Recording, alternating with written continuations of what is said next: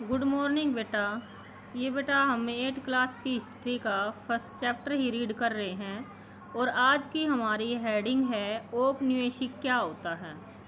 तो हम इस किताब में पढ़ेंगे, यानी आज हम औपनिवेशिक का अर्थ पढ़ेंगे। इस किताब में आप पढ़ेंगे कि किस तरह अंग्रेज़ों ने हमारे देश को जीता और स्थानीय नवाबों और राजाओं को दबाकर अपना शासन स्थापित किया।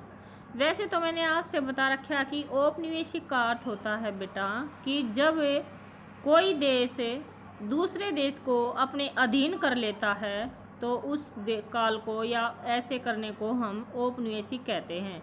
यानी कोई भी देश, जैसे अंग्रेज़ों ने भारत पर अपना अधिकार जमाकर भारत को अपना औपनिवेश बना लिया था, तो इसको कहते हैं हम औपनिवेशिक। तो ऐसे ही इसमें बताया गया है कि हमें औपनिवेशिक के अर्थ जरिए हम ये जानेंगे कि अंग्रेज़ों ने किस प्रकार हमारे देश को जीता और यहाँ के स्थानीय नवाबों और राजाओं को दबाकर यानी किस प्रकार से अपना शासन स्थापित किया। और उन्होंने अर्थव्यवस्था व समाज पर भी, हमारी जो अर्थव्यवस्था है भारत की और यहाँ का जो सामाजिक जीवन था उस पर भी किस प्रकार से अपना नियंत्रण किया। इसके अलावा अपने सारे खर्चे निपटाने के लिए यानी राजस्व वसूल, यानी जो भी जैसे भी अंग्रेज भारत में आते थे, आने का भी जैसे जहाज के जरिए वे आते थे या किसी और साधन के जरिए, जो भी यानी उनका खर्च होता था वह भारत के लोगों से कर वसूलते थे, उस कर से अपना खर्च निकालते थे और अपनी ज़रूरत की चीज़ों को सस्ती कीमत पर खरीदते और निर्यात के लिए यानी महत्वपूर्ण फसलों की खेती कराई। और इन सारी कोशिशों के कारण यानी बहुत सारे यानी भारत देश में बदलाव आए। आप ये भी जानेंगे कि ब्रिटिश शासन के कारण यहाँ के मूल्य मान्यताओं और पसंद नापसंद रीति रिवाज व तौर तरीकों में भी, यानी जब अंग्रेज़ों का शासन भारत पर आ गया तो लोगों के जो रहने के तरीके थे, रीति रिवाज थी, उनकी नापसंद पसंद, यानी इन सब चीज़ों में भी बदलाव आ गए। जब एक देश पर दूसरे देश के दबदबे से इस तरह के यानी राजनीतिक, आर्थिक, सामाजिक और सांस्कृतिक बदलाव आते हैं तो इस प्रक्रिया को ही हम औपनिवेशीकरण कहते हैं। तो औपनिवेशीकरण बेटा सबसे इम्पोर्टेंट क्वेश्चन है और आपने ध्यान रखना है, इसको ध्यान से समझना है।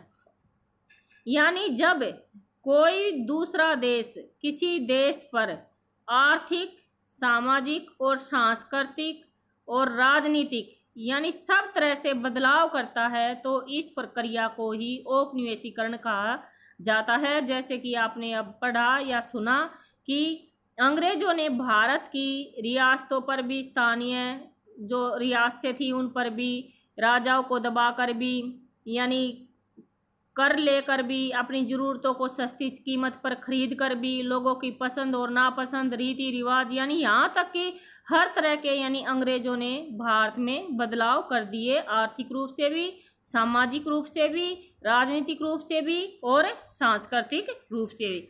ये होता है औपनिवेशिक युग। इसके बाद हम किस तरह, इसके बाद हमारी हेडिंग आती है प्रशासन अभिलेख तैयार करता है। अंग्रेजी शासन द्वारा, आपसे मैंने बताया था कि जो अंग्रेज़ थे वे रिकॉर्ड्स वगैरह, यानी अंग्रेज़ों में कुछ अच्छाई भी थी कि वे हर चीज़ को यानी बांध के यानी यादगार के रूप में रिकॉर्ड्स रखते थे। तो अंग्रेजी शासन द्वारा तैयार किए गए सरकारी रिकॉर्ड्स इतिहासकारों का एक महत्वपूर्ण साधन होते हैं।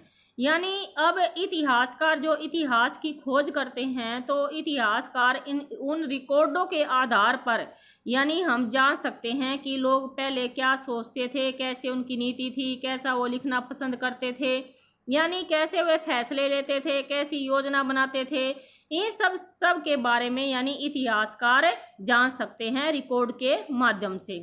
तो अंग्रेज़ों को भी यह लगता था कि तमाम अहम दस्तावेज और पत्रों को यानी संभाल कर रखना, ऐसा अंग्रेज का मानना था कि हमें जो पुरानी यानी जो दस्तावेज हैं या जो भी बदलाव हो रहे हैं या जो भी नीतियाँ चल रही हैं, यानी इन दस्तावेजों को संभाल कर रखना चाहिए। तो इनकर संभाल कर रखने के लिए उन्होंने अभिलेख कक्ष बनवाए, तहसील के दफ्तर, कलेक्टर, कमिश्नर के दफ्तर, प्रांतीय सचिवालय, कचहरी, यानी सबके अपने रिकॉर्ड्स रूम होते थे, यानी सभी के अलग अलग रिकॉर्ड्स रूम बनवाए गए ताकि रिकॉर्ड्स को संभाल कर रखा जा सके। इसके बाद 19वीं सदी की शुरुआत में प्रशासन की एक शाखा से दूसरी शाखा के पास यानी जब भी कोई भी फैसला लिया जाता था तो उन रिकॉर्ड्स के आधार पर यानी उनको जब देखने की जरूरत पड़ती थी तो यानी उन रिकॉर्डों को एक प्रशासन यानी एक संस्था से दूसरी संस्था में भेजा जाता था। इसके बाद है वहां आप जिला अधिकारियों द्वारा तैयार किए गए नोट्स से और रिपोर्ट से भी पढ़ सकते हैं या ऊपर बैठे अफसरों द्वारा प्रांतीय अधिकारियों को भेजे गए निर्देश और सुझाव भी यानी उस रिकॉर्ड में देख सकते हैं। 19वीं सदी की शुरुआती सालों में इन दस्तावेजों को सावधानी पूर्वक यानी दस्तावेज होते थे जो जब तक यानी छपाई की प्रक्रिया शुरू नहीं हुई थी तो इन दस्तावेजों को संभाल कर रखा जाता था और जो सुलेख नवीस या नकल नवीस होते थे इनकी एक एक प्रतियां यानी नकल उतारते थे और इनकी सावधानी पूर्वक यानी नकलें उतारी जाती थी। जो भी जिनकी यानी लिखाई सुलेख नवीस जिनकी लिखाई सुंदर होती है नकल नवीस यानी नकल उतारते थे तो वो बड़े माहिर होते थे और वे बहुत अच्छे ढंग से यानी सुंदर ढंग से इन चीज़ों को लिखते थे। 19वीं सदी के मध्य तक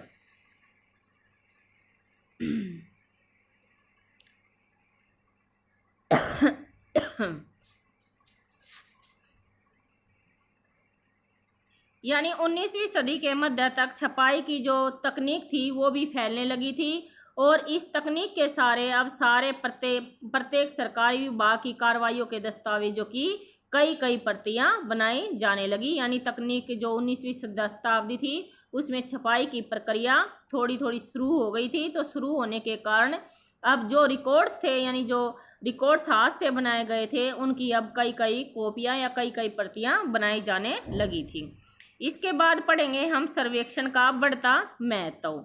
सर्वेक्षण होता है बेटा किसी चीज़ की जांच पड़ताल या किसी के बारे में पता करना।